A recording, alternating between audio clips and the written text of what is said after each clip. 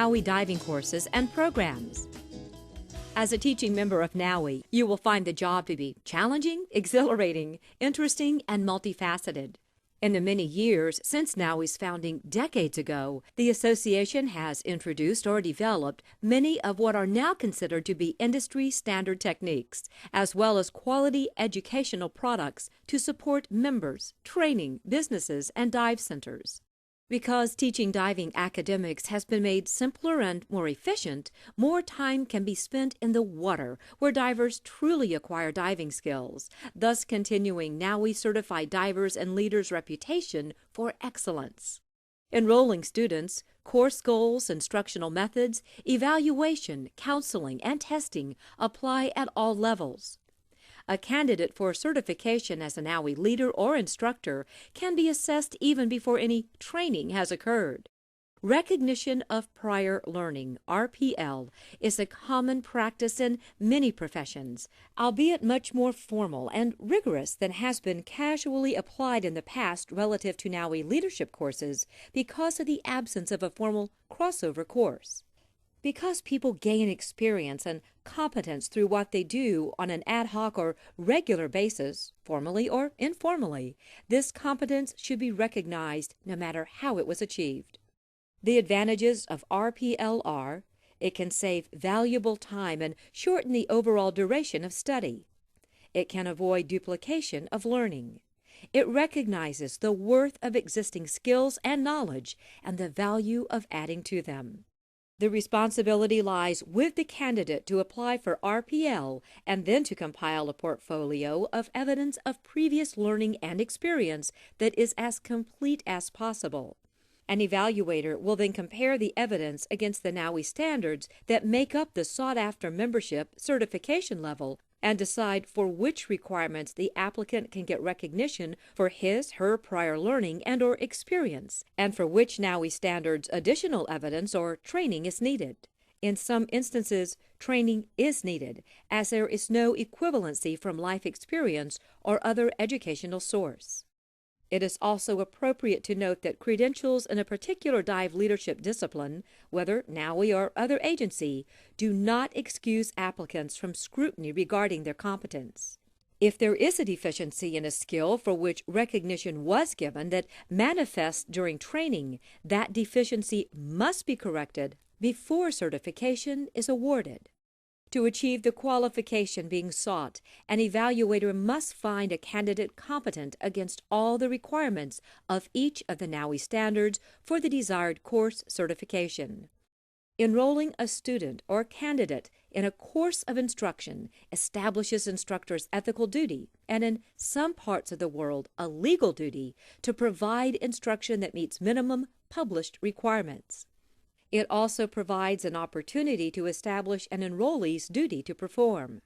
NAUI provides a sample Statement of Understanding and Student Learning Agreement on its website that can be customized to spell out instructors' or facilities' policies and requirements in advance. A Statement of Understanding is an agreement between the instructor and the student delineating their respective responsibilities. Although desirable, it is not a substitute for the NAUI waiver and release, which is required of every student enrolling in any NAUI course. NAUI standards and policies require that each student is required to complete a medical history form and the NAUI waiver and release agreement at the beginning of training. Using the NAUI Student Record Folder or its equivalent to maintain student training records is also required. Student progress logs for each course are posted for download on the NAUI website. These documents provide for a detailed instructional and skill development record for each student. Leadership and instructor courses utilize a proprietary record folder that includes progress records and a new member application form for graduates to complete and submit to the association at the completion of their training. Completing non-leadership certification courses, such as scuba diver, rescue scuba diver, or advanced scuba diver, earns graduates a lifetime credential that verifies that the individual named has demonstrated the skills and knowledge necessary to meet NAUI worldwide diving course standards, and that at the completion of the course was determined competent at the indicated certification level. On the other hand, leadership certification course graduation qualifies a person to apply for membership in NAUI. In either case, a certification card is evidence of completion of a particular course of study and having demonstrated competence on graduation day. Evaluation is a critical element of teaching and learning. Evaluators must be objective as they state their observations and avoid interjecting personal preferences or bias. An evaluator's job is to judge candidates' performance, not to influence them to imitate the evaluator's method or approach. NAUI uses the acronym RUMBA as a mnemonic to help remember the elements needed to establish valid evaluation criteria. R stands for reasonable. A criterion must not be unattainable or it ceases to have relevance to a learner's development and will not be accepted as a basis for an earned score. U stands for understandable. A criterion that is unclear or poorly communicated to the learner can make it difficult or impossible to achieve. M stands for measurable. A performance criterion must be observable if it is to be measured, and measurement should be objectively verifiable. It did or it did not happen. The goal was achieved or not. The performance was accomplished within a stated time frame, etc. Ambiguous criteria must be minimized in order to promote objective review of performance. B stands for behavior-oriented. This is related to criteria being measurable. Behavior can be observed. Feelings and internalized thoughts cannot. A stands for agreed upon. NAUI uses a scoring system based on a scale from 1 at the lowest to 5 at the highest. Scores of 3 and above are passing, while scores of 1 or 2 are failing. It is also important that the scoring system be reviewed with staff and candidates before any evaluations occur.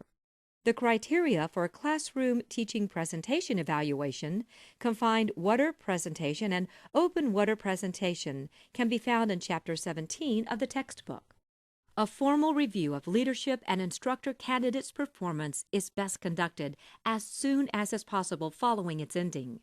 Reviews should be brief and concentrate on what is needed to help the candidate make the most significant improvements.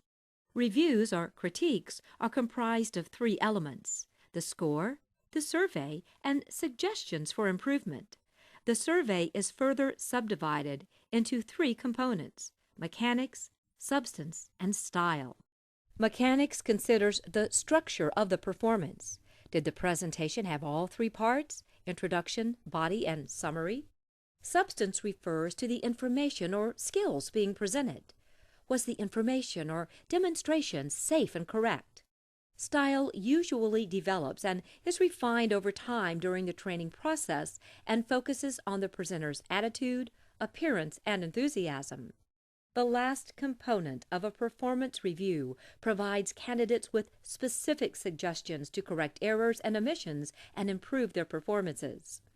Candidates appreciate a critique and improvement suggestions when they are presented with respect for their efforts and with a genuine desire to help them improve. The staff should keep records of suggestions using NAUI forms and slates and reinforce them throughout the course. One method of suggesting ways to improve is to draw attention to presentation demonstrations that were given by the staff. In this way, candidates can visualize how to correct an error, and if necessary, the evaluator can quickly repeat a portion of the demonstration. Role-playing is less desirable than using real students, but there are some general considerations that can make it more effective. Candidate and staff role-players should present realistic situations and ask realistic questions. In chain teaching exercises, candidates play roles in turn both as leader and student. While chain teaching can be used in any setting, it has traditionally been used in confined and open water teaching. Problem solving was incorporated into all role-playing teaching and training presentations to be more reflective of reality. Evaluation criteria used in determining whether candidates have effectively solved a problem are: problem anticipated and prevented or recognized, reasonable elapsed time from when problem manifested to recognition, intervention successful and problem resolved.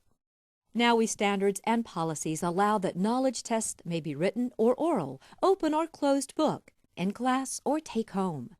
However tests are administered, the results must be documented and retained. The final exam for a course shall be composed of at least 50 questions and be representative of course topics and activities. The primary purpose of certification is to provide the public with a dependable mechanism for identifying persons who have met particular standards. The items in NAUI's exams were initially selected, assembled, and revised from examinations written by various NAUI instructors in conjunction with NAUI textbooks and instructor guides.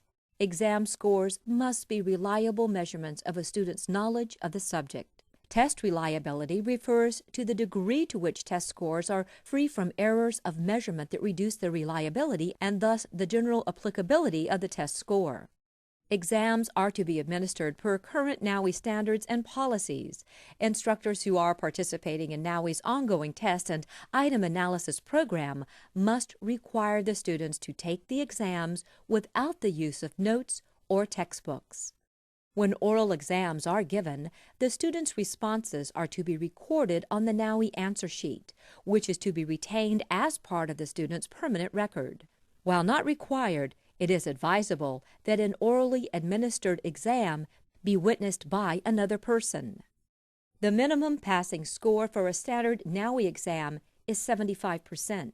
Instructors may establish a higher but not lower passing score for the NAUI exams. All students must participate in a review of their incorrect answers to NAUI written exam items to ensure they understand the correct information. After the review, the exam answer sheet is to be signed by the student. The review may be done individually or as a group. If a student does not attain a passing score, the instructor is to tutor the student in the subject areas in which the student has performed poorly and retest the student with new test questions on the same subject areas. Developing a good written test is a complex process around which whole industries have developed. Substituting your own exams for NAUI standardized tests raises issues of validity, reliability, and defensibility. That being said, NAUI does encourage its members to augment the standardized certification exams with test items of their own, covering local environments and community practices. Choosing the appropriate type of question depends upon the knowledge being evaluated. For detailed types of questions, along with its advantages and disadvantages, see Chapter 17 of the textbook.